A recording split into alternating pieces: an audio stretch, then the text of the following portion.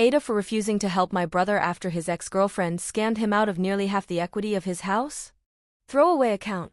I, 37F, have an older brother George, 45M, who isn't an idiot but he can be lazy. Definitely the type to rely on weaponized incompetence whenever women and girls are around. Example, he literally acted like he didn't know where our mom kept the paper plates in the house he lived in for nearly 20 years just so she'd get up, go into the kitchen and make him his plate during the holidays, just 1 week post her bunion surgery. Side note, they both tried to passive-aggressively make me feel guilty for not offering to fix my adult brothers so our mom wouldn't have to do it. Like I wasn't the only doing the most of cooking and would be doing most of cleaning afterwards. At age 30 George was given a windfall from our grandfather's estate. I got something too, and used it as a down payment for a nice 5-bedroom house and that easily worth double now. During this time he met Melinda, 50F, and she was nice lady. Smart, responsible, hardworking, sweet, and very organized. She came into the relationship with a steady job and was upfront about lack of ability to have more children after complications from nearly losing her life giving her to her daughter. George stated that he was okay with that, but whenever Melinda would bring up his hesitation regarding marriage he'd say that he had complicated feelings about not being able to be a father if he chose to fully commit to her that he needed to process. Saying that since he was willing to look over her fertility issues because he loved her, that she needed to show her love by waiting for him. That line worked for 12 years. After Melinda moved in, George demanded that she pay half the bills and part of his mortgage in exchanging for allowing Melinda's daughter to move in with her. At the time Melinda had little options as her former landlord was raising the rent too high and she was helping pay for her sister's medical bills. Melinda and George justified to everyone by saying what she would have had to pay to George was still cheaper in rent at her old place. I said nothing because not my relationship. 2 years ago George was caught cheating and Melinda was furious then left. I don't know all the details but she came back seeming to work things out. Didn't stop George from cheating but Melinda shrugged and said that this was still a better deal and so long as kept it from the house she's cope. Recently there was some type of damage to George's house and he needed people to come in and fix it, but he hated the labor of searching for a reliable contractor, taking time away from his job/hobbies to deal with them and the paperwork. Melinda offered to do it and he didn't question it.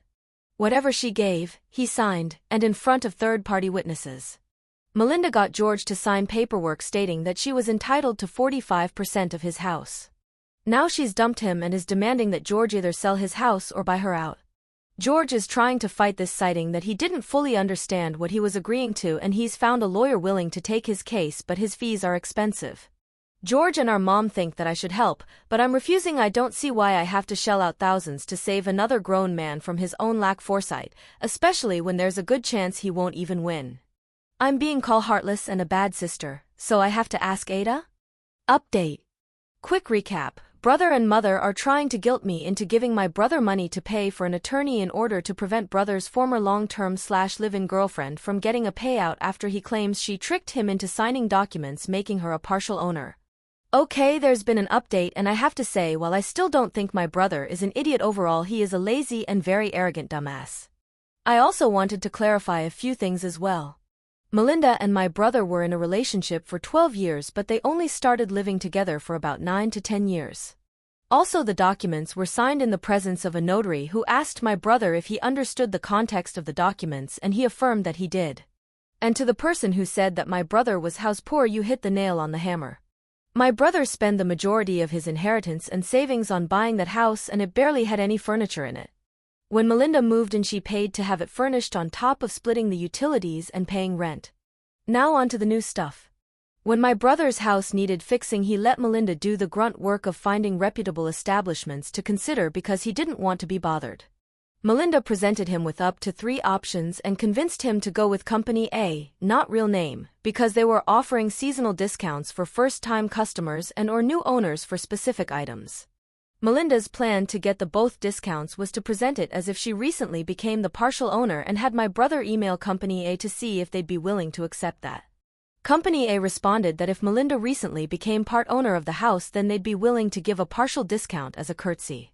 Company A was a small business but with an excellent reputation in terms of service, quality of work, and meeting deadlines, so my brother was all in.